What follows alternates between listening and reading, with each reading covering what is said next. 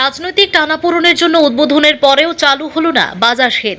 জানা গেছে বিগত বাম সরকারের আমলে লক্ষ লক্ষ টাকা ব্যয় করে কমলাসাগর বিধানসভার অন্তর্গত শেকেরকোট গ্রাম পঞ্চায়েতের সংলগ্ন জায়গায় বহু টাকা ব্যয় নির্মাণ হওয়া দ্বিতল বিশিষ্ট নিউ মার্কেট কমপ্লেক্সটি তৎকালীন সিপিএম সরকারের উপাধ্যক্ষ ভানুলাল সাহা আনুষ্ঠানিকভাবে উদ্বোধন করেছিলেন, কিন্তু উদ্বোধনের পর থেকে আজ পর্যন্ত এই দ্বিতল ভবন নিউ মার্কেট কমপ্লেক্সটি চালু হয়নি। যে নিউ মার্কেট কমপ্লেক্সটি ক্রেতা এবং বিক্রেতাদের সুবিধার্থে করা হয়েছিল।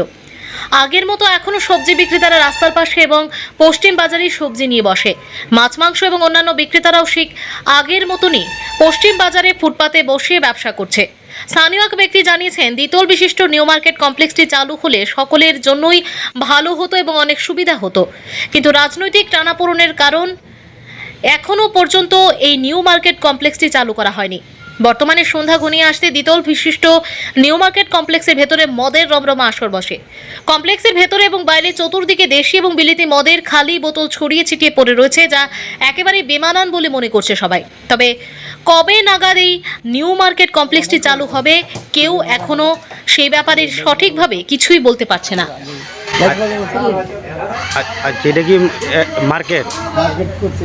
আচ্ছা, তো এখন কি মানে প্রত্যেক বাজারে কি এখানে বাজার বসে? না, বসে না। কোন দিকে বসে এখন বাজার? পুরন বাজারে রাস্তাঘাটের উপরে আপনার কি মনে হয় এখানে যদি বাজারটা হইতে হতো? বাজার হইলে তো ভালো হইব, রাস্তার একটা পরিষ্কার থাকলে গাড়ি রিক্সা চলন হইলে।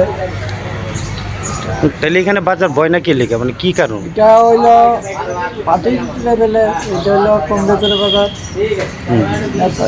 কমিটি হইল কংগ্রেসের, এই পার্টি কমিটি একটা কম।